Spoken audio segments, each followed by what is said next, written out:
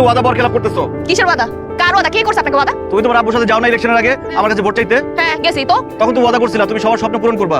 আমার একমাত্র স্বপ্ন ছিল তোমাকে বিয়ে করা, এই জন্যই তো তোমার আব্বুকে ভোট দিছি, নাইলে ওই দুর্নীতিবাজে ভোটটা কেউ। শোনেন, আমরা গিয়ে ওয়াদা করছি এলাকার উন্নয়ন করার জন্য, মানুষের স্বপ্ন পূরণ করার জন্য, কারো ব্যক্তিগত স্বপ্ন পূরণ করার জন্য কেউ ওয়াদা করেন। কষ্ট কম আপনি বাড়ি পর্যন্ত চলে আসছেন। আপনি কি ভাবছেন আমার বাবাকে অপমান করবেন, এরপর ফুল নিয়ে আসবেন, আমি কি ফুলের মালা দিয়ে আপনাকে সমর্থনে যাবো? এই তোরা একটু দিকে যা। মালা পরার খুব স্বপ্ন আপনার, জানেন না করে মালা পরাই দিয়ে মালাটা পরে মিজান ভাই, আপনার কাছে আমার একটা প্রশ্ন। আপনি কি মনে করেন যে এই সিন্ডিকেট উদ্যোক্তা বা এটা নিয়ন্ত্রণ কে করে? খুবই সুন্দর প্রশ্ন। একটা এলাকার অভিভাবক কে? সেই এলাকার কমিশনার। আমাদের এলাকার যে দুরবস্থা, পণ্যমূল্যের দাম বৃদ্ধি, তরমুজের দাম বৃদ্ধি, কিন্তু আমাদের কমিশনারকে দেখলে সেটা বোঝাই যাবে না। তাকে দেখলে মনে হবে এলাকা খুব সুন্দরভাবে চলছে, কারণ সিন্ডিকেটের মূল হোতা হচ্ছে সে। না, আপনি এখন চিন্তা করে দেখেন, এই পজিশনে এই জায়গায় যদি একজন পুরুষ নেতা না হয়ে একজন নারী উদ্যোক্তা, নারী নেতা থাকতো, তাহলে এই পরিবেশটা এমন হতো না, দ্রব্যমূল্যের এত দাম হতো না, তরমুজ যে কোনো পথ আপনারা দেখাবেন না বাইরে দাম, এটা সম্ভব হতো না, আর স্থিতিশীল থাকতো। দেখেন, আপনি আমাদের আন্দোলনকে অন্যদিকে নেওয়ার চেষ্টা করবেন না। আপনি কোন দিক থেকে কোন দিকে নিয়ে যাচ্ছেন? পুরুষতান্ত্রিক সমাজ আসলো কোন দিকে? এখানে আমাদের আন্দোলন একটাই, কমিশনার আসবে, তাকে জবাবদিহি করতে হবে। কেন তরমুজের দাম 200 টাকা থেকে 1200 টাকা হয়ে গেল? বাংলাদেশে কি কমিশনার দেখার বিষয়? ভোট নেওয়ার সময় ঠিকই তো আপনার বাবা মানুষের দরজায় দরজায় গিয়ে ভোট চেয়েছে। আজকে দ্রব্যমূল্যের দাম বৃদ্ধি, আপনার বাবা কোথায়? সে দিন রাত চেষ্টা করে যাচ্ছে যাতে এই এলাকার মানুষজন একটু ভালো থাকতে পারে। এই এলাকায় আগে বিদ্যুতের সমস্যা ছিল, এখন সেটা আছে? নেই, শুধুমাত্র কমিশনারের জন্য।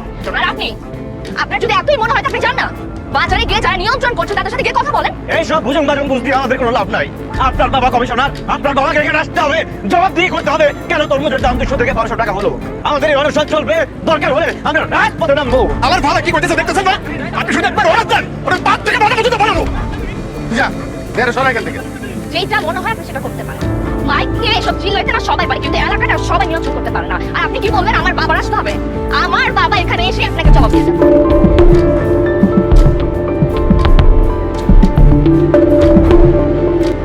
দেখছেন তোমার আব্বার মারা করা গুন্ডারা আমাদেরকে মাইরা কি করছে, হাত পা সব ভাঙিয়ে দিচ্ছে। আমার বাপ তো এখানে ছিলেন না, কেন অপবাদ দিচ্ছেন? তোমার বাবার যাওয়া লাগে সেখানে, তুমি চলে আসার পর তোমার বাবার গুন্ডারা গিয়ে আমাদের সবাইকে মারছে। কোনো প্রমাণ আছে যে আমার বাবার লোকজন আছে? আমরাই তো প্রমাণ, আরো প্রমাণ লাগবে। আচ্ছা যাই হোক, তোমার একটা কথা বলতে আসছি। আমি তোমাকে অনেক ভালোবাসি, তুমি শুধু একবার আমার হাতটা ধরো, আমি সারা জীবন তোমার হাতটা ধরবো। আচ্ছা হাতটা ধরতে পারছেন কখনো? আপনি যদি এই পৃথিবীর একমাত্র পুরুষ হন না, তারপর আমার হাতটা আমি আপনাকে দিব না। আমি আপনাকে ভালোবাসবো না, বুঝতে পারছেন? কিন্তু ওয়াদা বরখেলাপ করতেছো। কিসের ওয়াদা? কার ওয়াদা? কে করছে আপনাকে ওয়াদা? তুমি তোমার আব্বুর সাথে যাও না ইলেকশনের আগে আমার কাছে ভোট চাইতে? হ্যাঁ গেছি তো। তখন তুমি ওয়াদা করছিলা তুমি সবার স্বপ্ন পূরণ করবা। আমার একমাত্র স্বপ্ন ছিল তোমাকে বিয়ে করা, এই জন্যই তো তোমার আব্বুকে ভোট দিচ্ছি, নাইলে ওই দুর্নীতিবাজে ভোট দেয় কেউ। শোনেন, আমরা গিয়ে ওয়াদা করছি এলাকার উন্নয়ন করার জন্য, মানুষের স্বপ্ন পূরণ করার জন্য, কারো ব্যক্তিগত স্বপ্ন পূরণ করার জন্য কেউ ওয়াদা করেন। আমি না আপনাকে লাস্ট বারের মতো ওয়ার্নিং করতেছি, আপনি যদি আমার বাবাকে না কখনো উল্টাপাল্টা কথা বলছেন, আমি তখন দাঁড়া থাকতে পারতেছেন। আমি কিন্তু আপনার এমন ব্যবস্থা করবো আপনি কিন্তু বাঁচতে দেখতে পারবেন না। বসে বসে আন্দোলন করবো, দেখো সামনে কি হয়। তোর না হাত ছিল গেছে, ব্যান্ডেজ করতে হয়। আমি তো এলাকার মানুষ নাকি, তোমাদের সুখ দুঃখ দেখার দায়িত্ব আমার। তোমাদের জন্য আমি একটা অফিস বানাই রাখি, তোমার নালিশ থাকলে কি ওইখানে বলবা?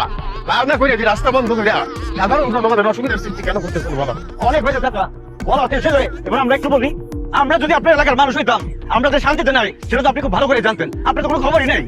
এলাকার মানুষ সুখে আছে কি দুঃখে আছে এটা তুমি জানবা কিভাবে? এটা তো জানি আমি। তুমি আসলে এক তরমুজের দাম বাড়লো কেন সেটা আমি বোঝাস। আরে বাবা, তরমুজের দাম বাড়া ছাড়াও এলাকায় তো আরো অনেক সমস্যা আছে, সেগুলোর সমাধান আমাকে করতে হয়। একলা মানুষ এক হাতে কত কিছু করতে পারে। ভুলে যাইতেছো তুমি কার সাথে দাঁড়ায় কথা বলতেছো। আমি চাইলে কি করতে পারি সেটা তোমার ভালো করে জানা আছে। বাসা শেষ তার মানে কি? আপনি দায়িত্ব পালনে ব্যর্থ? কেন ব্যর্থ হব?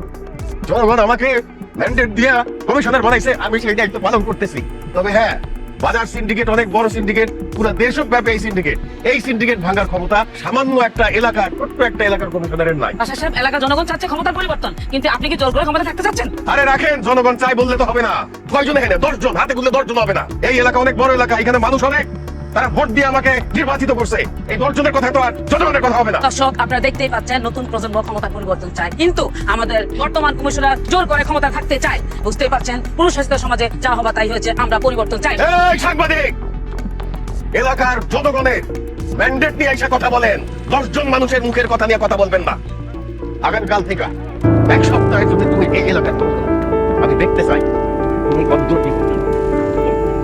দেখ 7 দিন কি করে। চল। কষ্ট কম আপনি বাড়ি পর্যন্ত চলে আসছেন। আপনি কি ভাবছেন আমার বাবাকে অপমান করবেন, এরপর ফুল নিয়ে আসবেন, আমি কি ফুলের মালা দিয়ে আপনাকে সমর্থনে যাবো? এই তোরা একটু দিকে যা। আগে ভালোবাসি তোমার, এখনো ভালোবাসি, ভবিষ্যতে ভালোবাসবো। I love you Niha. আমি জানি তুমি সংবর্ধনা দেওয়ার জন্য আমার কাছে যাও না, তাই আমি নিজে চলে আসছি মালা দিয়ে। নাও, মালা পরাই দাও।